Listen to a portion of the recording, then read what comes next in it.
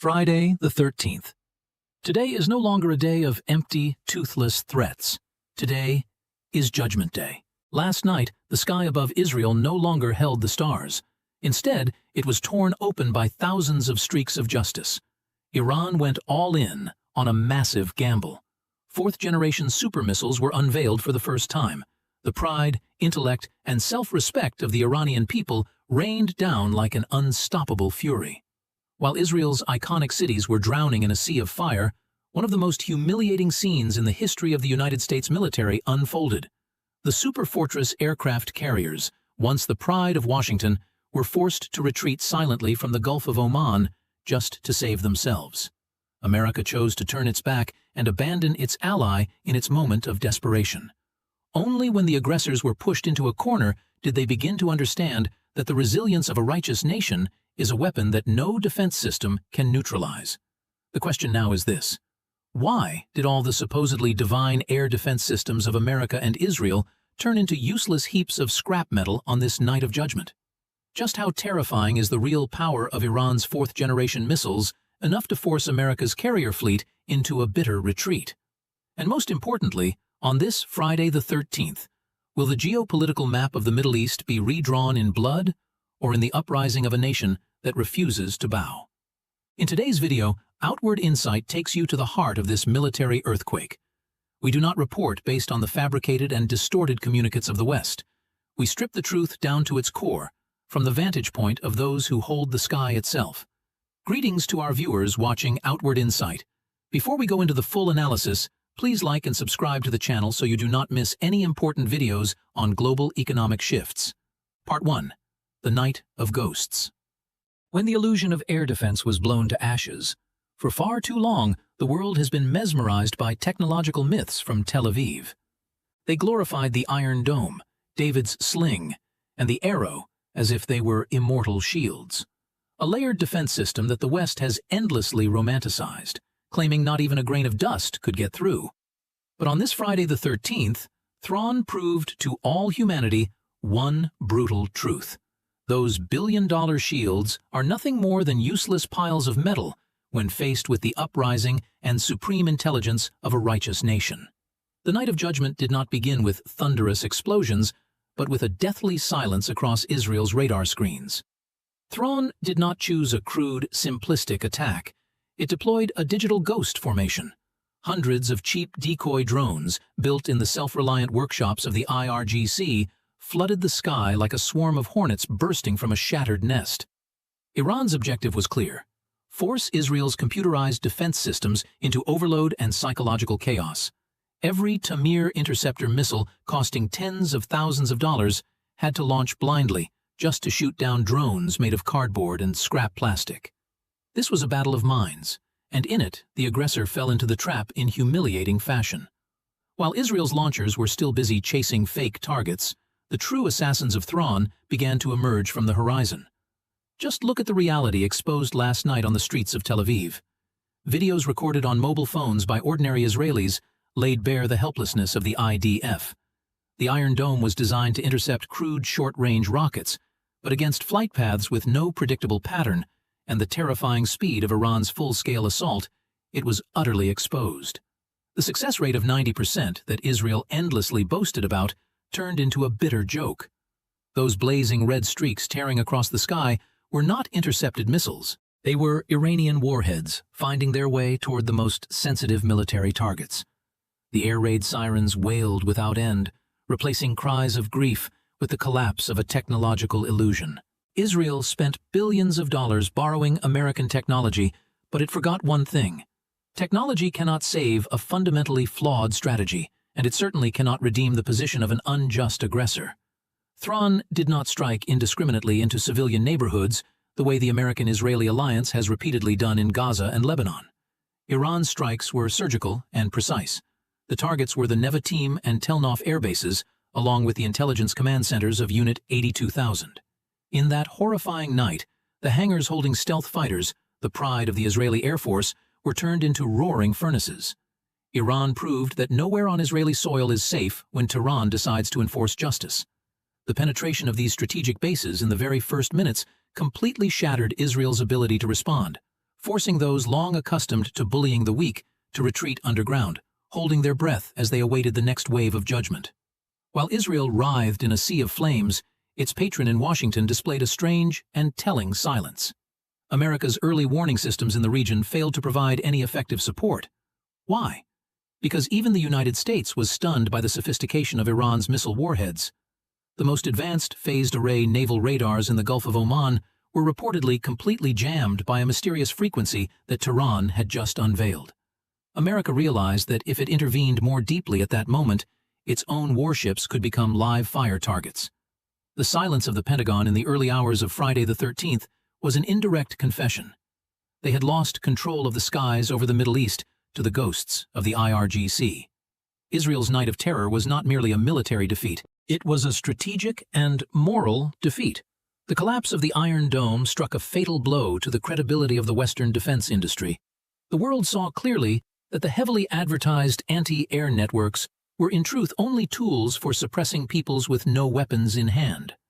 When faced with a sovereign Iran possessing technological depth and fierce self-respect, those tools became meaningless. Tehran taught Tel Aviv an expensive lesson. Never use borrowed weapons to threaten people who are willing to die for the land of their ancestors. Justice does not lie in billion-dollar figures on the stock market. Justice lies in the missile warheads that pierced through every lie of the aggressor. The illusion shattered. The fake knights of the West could now do nothing but stare at one another in fear. But that was only the overture to a brutal epic. Once the Iron Dome was torn apart, Iran revealed its true trump card, forcing the world to bow in astonishment. What kind of weapon can blind American radar and bring Israel's defense systems to their knees? The answer lies in the mechanical masterpieces that Thrawn has now officially rolled out. Part 2. Fourth-generation missiles, the masterpiece of self-reliance. If Part 1 was the indictment of Western technological failure, then Part 2 is the sentence handed down to the skies of Israel and the firm declaration of Iran's status as a military power. Last night, Thrawn did not merely launch missiles. It launched the pride and intelligence of a nation that never bows. The fourth-generation missile systems from the Kabar-Shakan II line to the Fatal line made their official debut, turning the skies of the Middle East into a grand stage of high technology, where America and Israel stood only as trembling spectators. Why did top military experts at the Pentagon reportedly admit that they could not be intercepted? The answer lies in the new generation, unpredictable maneuvering trajectory technology that Iran has now perfected. Unlike traditional ballistic missiles that follow a simple, predictable arc, Thrawn's fourth-generation missiles possess extremely sophisticated electronic brains. Upon re-entering the atmosphere, rather than falling in a simple descent, these warheads begin making abrupt directional changes with tremendous acceleration. They weave, veer, and twist through the sky like ghosts, rendering all impact point calculations of Patriot and Arrow systems obsolete and useless. This is a direct mockery of the West's computational power. Iran has proved that once you master independent guidance technology, you control the fate of your enemy. Iran's fourth-generation supermissiles are not only elusive, they are terrifyingly fast. With speeds reaching approximately Mach 12 to Mach 15, the time from launch in underground silos near Tabriz to impact in Tel Aviv can be measured in mere minutes. In real warfare, speed is survival. At such velocity, the missile's outer shell creates a dense plasma layer around itself, naturally turning it into a stealth object against shortwave radar systems. Soldiers at Israeli air defense stations barely had time to see a blinding streak slash through the darkness before their entire bases were shaken by devastating force.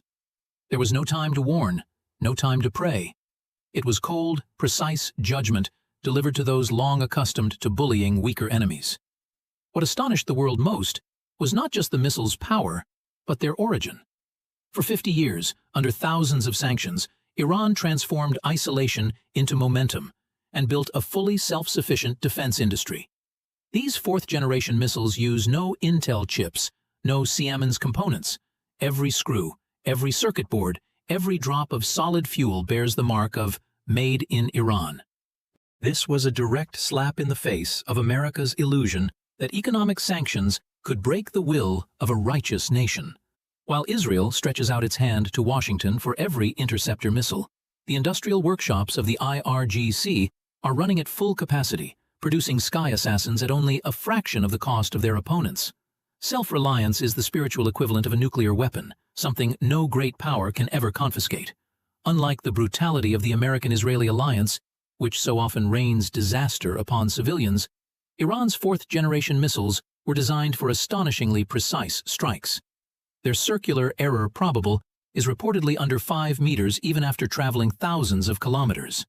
On the night of judgment, Thrawn targeted aircraft hangars, ammunition depots, and radar command centers. Iran did not need to destroy an entire city. It only needed to break the military claws of the aggressor. This is the bearing of a true statesman. Strike the army, eliminate the roots of crime, and still preserve the ethics of war. Iran's claim to righteousness was in this narrative reflected in every target coordinate. Every missile launched was a warning to the war-hungry leadership in Tel Aviv that the era of unchecked aggression had been declared dead. One secret that reportedly forced America into humiliating retreat was Iran's completion of a guidance system based on satellite networks supplied by Russia and China. Iran does not depend on American GPS or any Western system. Last night, when the United States allegedly tried to disrupt GPS signals in the region to throw the missiles off course, it failed completely. Thrawn's fourth-generation missiles continued gliding through the sky with absolute precision, as if guided by an invisible hand. Independence in positioning technology is the key that turned every American electronic jamming measure into a joke. Washington came to understand a bitter truth. It can no longer control the rules of the game in the Middle East. A new generation of weapons has been born, carrying with it a mission of sovereignty and liberation, ready to crush any imposition from across the ocean. The super missiles have spoken, and Israel fell into a sea of fire. But the humiliation of the invading alliance did not end there. While the streaks of fourth-generation missiles still burned across the skies above Tel Aviv, an unthinkable scene was unfolding in the waters of Oman. The superfortress aircraft carriers, long the symbols of America's eternal power, suddenly became cowardly before the guns of Iran. A disastrous retreat unlike anything in modern naval history had begun. Part 3. The Gulf of Oman trembles. The humiliating flight of America's superfleet. Military history has just recorded one of its darkest pages for the United States Navy. But for the Iranian people, it is an immortal epic of courage. Forget the Hollywood films about undefeated carrier strike groups. Last night, in the strategic waters of Oman, the whole world witnessed a naked truth. Washington's floating superfortresses worth tens of billions of dollars suddenly became turtles retreating into their shells, fleeing in humiliation before the weapons of a righteous nation. Why would a superpower operating carriers such as the USS Abraham Lincoln or the USS Theodore Roosevelt turn around and flee when the shooting had only just begun? The answer lies in the anti-ship fire network Iran has silently built over many years. The Gulf of Oman is no longer America's private playground. Iran has turned it into a true death zone with a uniquely lethal anti-access and area denial doctrine. Thousands of long-range anti-ship missiles and hypersonic anti-ship ballistic missiles reportedly rose simultaneously from coastal underground launch complexes. These were not ordinary missiles. They were hunters, capable of locating targets on their own and striking in coordinated swarms. When officers aboard American carriers saw hundreds of fast-moving streaks approaching at around Mach 10 on radar screens, they understood that Aegis systems and SM-6 missiles were nothing more than decorative toys. To remain in place would mean consigning thousands of sailors and the most expensive military assets in the American arsenal to steel coffins at the bottom of the sea. The Pentagon may call it a tactical redeployment, but satellite images do not lie. American carrier strike groups accelerated at full speed, pouring smoke behind them as they scrambled to escape the range of Iran's missiles and fled into the vast Indian Ocean. This was not a maneuver. It was a humiliating retreat, an empire's silent withdrawal without drums or fanfare. That retreat delivered a brutal message to Israel. When the real storm of fire comes down, America will always choose its own survival before it thinks of its ally. Washington may be generous with weapons, it may shout slogans of support, but it will never sacrifice the core symbols of its own power to save an aggressive regime heading toward collapse. Israel was abandoned in its darkest night, trapped inside the ring of Thrawn's next-generation missiles. For decades, America used aircraft carriers to intimidate smaller nations. But against a sovereign Iran with technological depth and serious war readiness, that aura of power dissolved into smoke.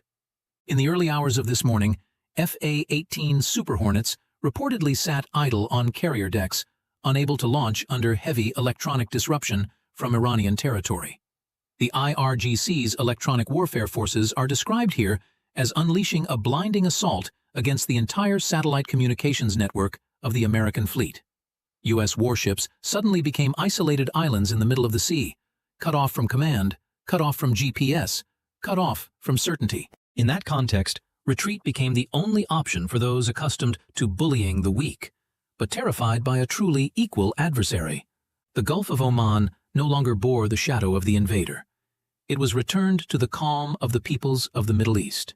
In sharp contrast to American panic, Iran's escort vessels and high-speed boats carried out a formidable show of strength. They did not need giant ships. With wolf-pack tactics and many submarines lying in ambush beneath the sea, Iran fully controlled the maritime gateways. This was proof of real battlefield thinking. You do not need the most expensive weapon, only the most suitable weapon and extraordinary courage. The Iranian people proved that on their own home ground, they are the ones who decide the rules. Forcing a superpower like America to flee without even firing a direct shot into the hull of an aircraft carrier was the peak of deterrent strategy. Throne won the psychological war, compelling the U military to admit that its era of unchecked behavior in the Gulf had come to an end. The retreat from the Gulf of Oman was also the signal shot announcing the collapse of the entire American basing network in the region. Once forward fleets and carriers withdrew, bases in Qatar, Bahrain, and the UAE suddenly became exposed and fragile. The Gulf states can now see clearly. Relying on America at this point is like leaning against a wall that is already collapsing. This is the inevitable outcome, in the voice of the original text, of an unjust policy of aggression. America came to the Middle East to sow hatred and exploit resources. While Iran stood firm to defend justice and sovereignty, America's retreat is not merely military. It is moral and psychological defeat. The old world order is collapsing in the very place where it once began. A new era is opening, one in which power no longer rests in the hands of those with the most money, but in the hands of those with justice and self-respect. The aggressor has fled. The super fortresses are now only specks on the horizon of the Indian Ocean. But how did Iran acquire such formidable spiritual strength? How did it preserve its faith while under siege from every direction and still launch this all-or-nothing strike? Part 4. When pride is pushed to the wall, Iran and the scorched earth resolve. In the art of war, there is a state called the ground of death, the place where troops pushed to the edge unleash the strength of gods just to survive. Last night, the world witnessed that condition in Iran, when the American-Israeli alliance used every underhanded measure imaginable. From assassinations and sanctions to threats of annihilation, they unintentionally awakened a beast called national dignity. The scorched earth resolve that Tehran unleashed was not recklessness. It was the anthem of a righteous nation, prepared to sacrifice everything in defense of its honor against the boots of invasion. Look deeply into Iran's thousands of years of history. This is not a newly born state. It is one of the cradles of human civilization. The Iranian people carry in their veins the blood of proud warriors. For half a century, the West treated them as criminals simply because they dared demand self-determination. When American carriers approached and Israeli missiles were pointed at sacred symbols of faith, Tan understood that diplomacy with war fanatics was futile. The scorched earth doctrine was activated with chilling calm. If we are denied peace and sovereignty, then the aggressor will never know peace either. Iran was ready to burn down the entire old order of the region in order to build a fairer world. This, in the spirit of the script, is the righteous right of self-defense when evil has crossed the threshold of one's home. The West often uses money and privilege to buy the loyalty of soldiers, but Iran possesses a weapon America can never purchase: the spirit of martyrdom. Last night, the IRGC soldiers operating the new missile launchers did not tremble. They knew that behind them stood their families, their homeland, the honor of a religion and a people. The scorched earth resolve means Iran is willing to accept even severe damage to its own infrastructure, willing to let enemy bombs fall on its cities, but in return, it will drag the entire American hegemonic structure in the Middle East into the abyss. That willingness to sacrifice renders the Pentagon's calculations meaningless. How do you deter an adversary that no longer fears death? When pride is pushed to the wall, every Iranian citizen becomes a slow-burning explosive. Every mountain becomes an impregnable fortress. For decades, Washington ruled the world through fear. It warned that anyone who resisted America would be turned to dust. But last night, Tehran declared in thunderous terms that fear has changed owners. Iran's all-out strike shattered the psychological chains that have long restrained developing nations. It proved that a superpower is, in the end, only a paper tiger when faced with iron will. When Iranian missiles passed above American bases, they were not merely explosives, they were symbols of freedom. The scorched earth posture is a declaration that national sovereignty is supreme, and that no sanctioned regime and no carrier fleet can bend a people that truly understands the value of independence. Iran is fighting not only for itself, but for all those who still long to escape imperial oppression. Why? According to this narrative, has the world begun to pivot towards supporting Tehran? Because in this war, Iran is presented as the injured party, the one attacked on the soil of its ancestors. While Israel and America are the bringers of fire, righteousness becomes an invisible shield that steadies the hands of Iranian fighters. America may have more dollars, Israel may have borrowed technology, but they lack an ideal worth dying for. American sailors fled the Gulf of Oman because they understood this was not their war. They did not want to die for dirty political ambitions. The Iranian people, by contrast, advance because they are defending their own home. In actual war, those who hold the righteous cause endure to the very end. Iran's scorched earth stance is presented here as a geopolitical cleansing, sweeping hypocrites from the sacred land of the Middle East. It carries an even deeper message. It is a lesson for future generations about national dignity. Iran chose the hardest path, but also the most glorious one. It did not choose to become a vassal in exchange for a false peace. The launch of fourth-generation missiles last night declared one principle with absolute clarity. Peace exists only when you are strong enough to make your enemy afraid. A new world order is forming out of Tehran's scorched earth spirit. A multipolar world in which truth and sovereignty command more respect than the weapons of invaders. Iran has accepted the role of standing at the front line under the storm of fire in order to open the road to a new era. Its resilience is an endless source of inspiration, proving that even when a nation is driven into a corner, national dignity can shine brighter than any nuclear blast. And when Iran is prepared to burn down the old order to protect its honor, what becomes of those who have always lived off the breath of others? Israel, so long convinced of its own invincibility, now trembles in horror as it realizes that its greatest patron has fled. A harsh truth stands exposed. Without America's superfortresses to shield it, Israel is only a lonely ghost in the sea of fire of the Middle East. Part 5. Israel and the terror of those who borrow power. There is a bitter truth that Israel's ruling class has always tried to hide behind glittering media campaigns. Israel's strength does not come from its own internal power, but from lines of credit and borrowed weapons from Washington. Last night, when American carriers fled the Gulf of Oman, the mask of invincibility covering the IDF was torn away. Israel was suddenly revealed as weak, panicked, and alone, shaking before what this script calls the righteous wrath of Tehran. Israel was built and sustained as a Western outpost in the Middle East.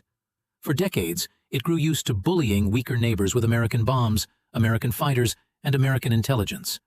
But when confronted with a self-reliant Iran, a nation that turned sanctions into strength, Israel's logic of borrowed power collapsed completely. Last night, when IDF radar was blinded and Iran's new generation missiles pierced layer after layer of defense, the Israeli military fell into paralysis of thought. It did not know how to respond when its patron was no longer there to guide the way. This, the script argues, is the tragedy of those without roots. When a storm of nuclear fear and super missiles comes crashing down, those who borrow power are the first to be swallowed by the fire.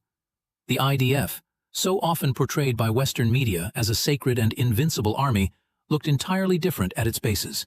Last night, spread from the command level down to ordinary soldiers. Once they realized their trillion-dollar interception systems could be toyed with by Iranian missiles, their faith in American weapons shattered. Israeli soldiers, long accustomed to fighting civilians or poorly armed militias, now found themselves facing a modern, disciplined, lethal war machine from Thrawn. Their cowardice surfaced as senior officers fled into the deepest bunkers, leaving troops and expensive hardware under the rain of fire. Israel has shown the world that borrowed strength may create the illusion of dominance, but it can never create true courage on the battlefield. Israel always believed America would trigger even nuclear war to protect it. But last night, reality threw icy water into the face of Tel Aviv's leadership. Washington would rather let Israel burn than drag the United States toward nuclear ruin alongside Iran and North Korea. The withdrawal of the U.S. fleet was the clearest proof. In real geopolitical struggle, the national interest of a superpower always outweighs the survival of a pawn, like Israel. Tel Aviv suddenly realized it is only a chess piece that can be sacrificed at any moment.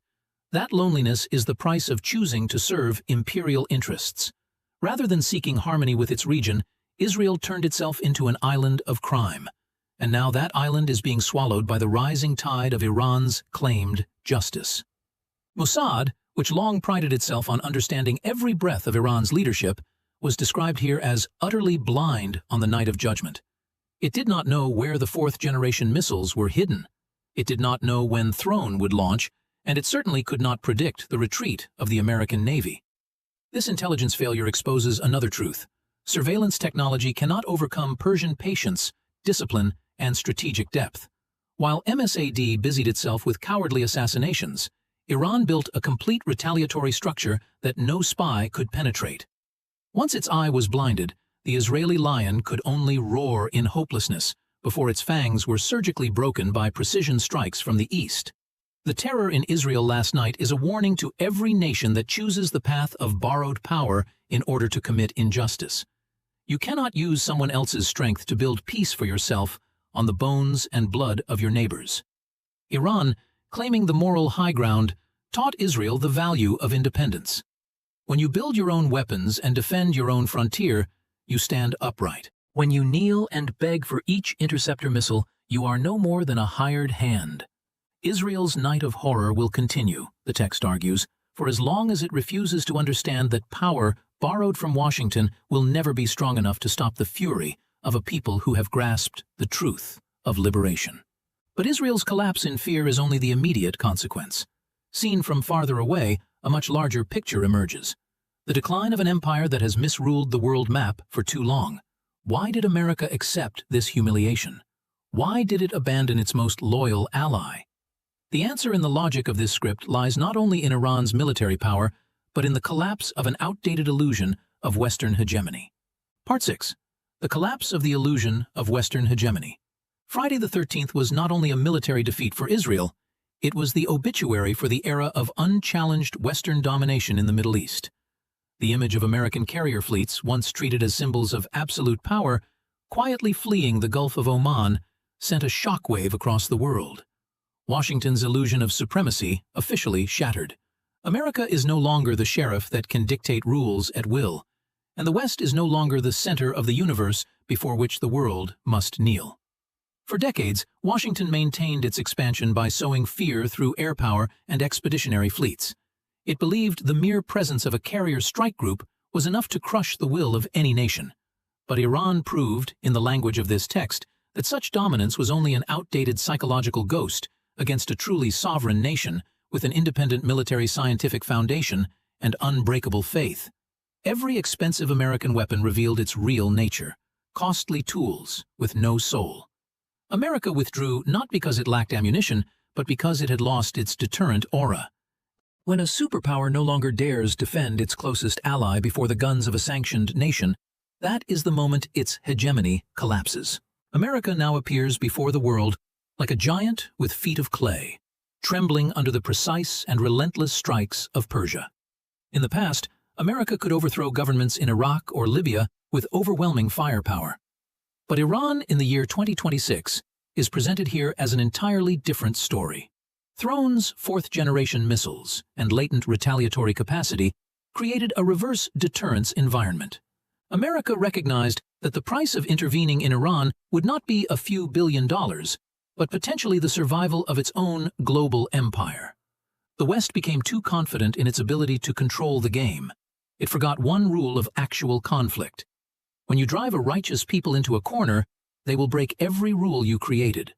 The collapse of hegemonic illusion began the moment Washington lost the ability to impose its will on Tehran.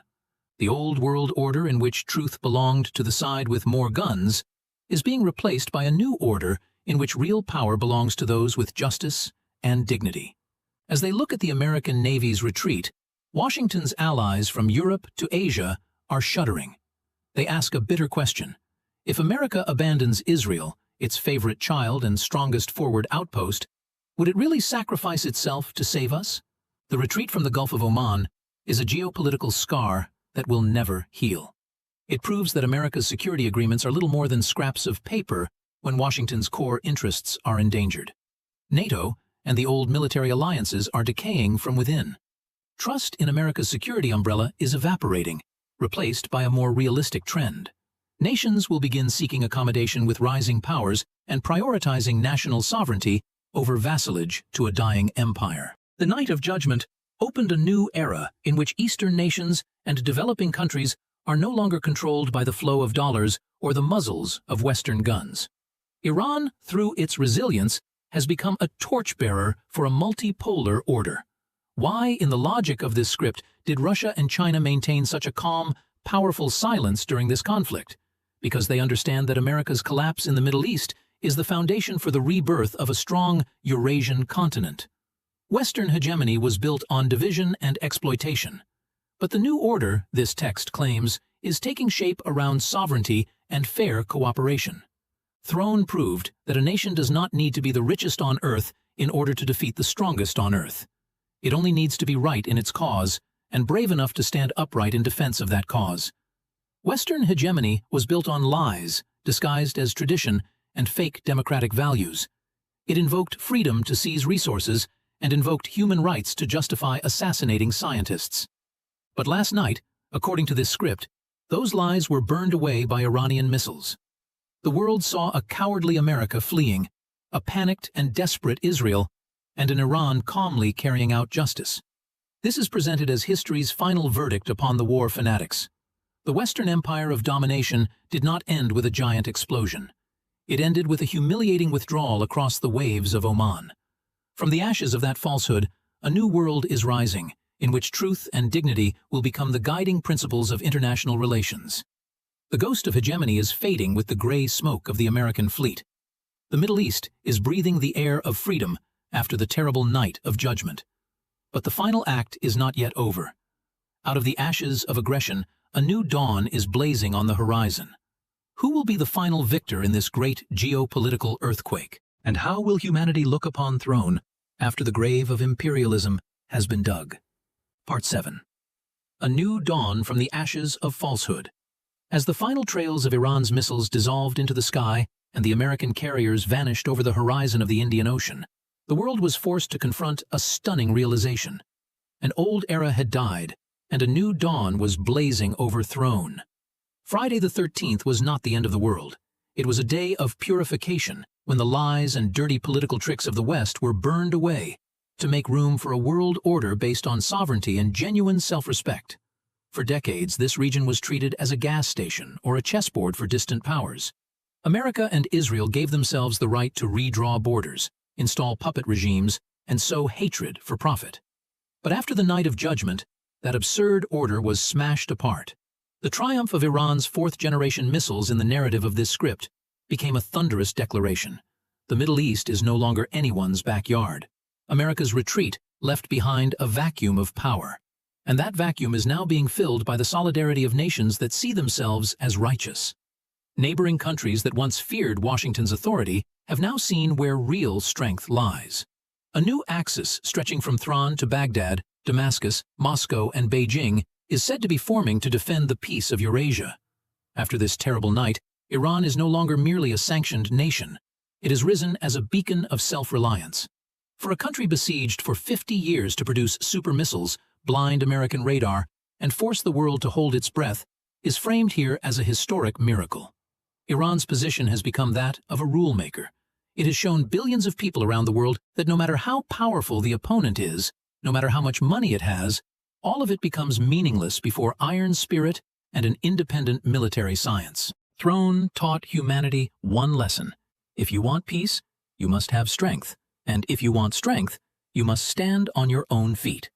The peoples suffering under pressure from America and the West now have an example. A spiritual anchor from which to rise and reclaim self-determination. This new dawn is also the moment when the light of truth shines into the dark corners of so-called American-style democracy and human rights. When Israel bombs civilians, America calls it self-defense. When Iran strikes military bases in return, America calls it terrorism. But after last night, the script argues, those lies no longer convince anyone. The cowardly retreat of the American Navy stripped bare the essence of empire. It remains only when convenient and abandons its allies the moment it faces a worthy opponent. The Western value system, long sustained by violence and media distortion, has collapsed beyond repair. Humanity is moving toward a new value system that respects difference, elevates national sovereignty, and rejects crude interference in the internal affairs of other nations. Throne's dawn is described as the dawn of fairness and reason. The one-pole world in which Washington issued orders to the whole planet has receded permanently into the past. The night of judgment established a multipolar reality that cannot be reversed. America no longer has the capacity to maintain military presence everywhere. The rise of Eastern powers, led in this telling by Iran's endurance, has created a new balance. From now on, major decisions of the world will no longer be made solely in the Oval Office, but must be discussed on equal footing with power centers in Tehran, Moscow, and Beijing. Iran has succeeded in breaking the grip of hegemony and opening a space of free development for the developing world. This is presented not only as a military victory, but as a historical victory, one that changes the course of human civilization in the 21st century. We do not glorify war, but we honor righteous resistance. Iran was forced to act to protect its people and its future. The legacy of last night in the spirit of this text is a genuine peace. A peace not granted by invaders, but secured through the strong deterrence of those defending themselves. When evil knows that every escalation will be answered with destruction, it is forced to learn coexistence. Iran's new generation missiles are framed not as weapons of massacre, but as weapons of stability. From the ashes of schemes of division, the peoples of the Middle East are now joining hands to build a radiant future, one in which the shadow of foreign powers borrowing strength to spread suffering no longer remains. Thank you all for accompanying and supporting Outward Insight, the only place willing to look directly at the truth from above, stripping away every layer of Western deception. We will continue to stand with you through every coming turn of real-world conflict, so that together we may witness the fall of hegemony and the rise of justice. Do not forget to subscribe, turn on notifications, and share this video so the voice of truth can reach millions of people around the world.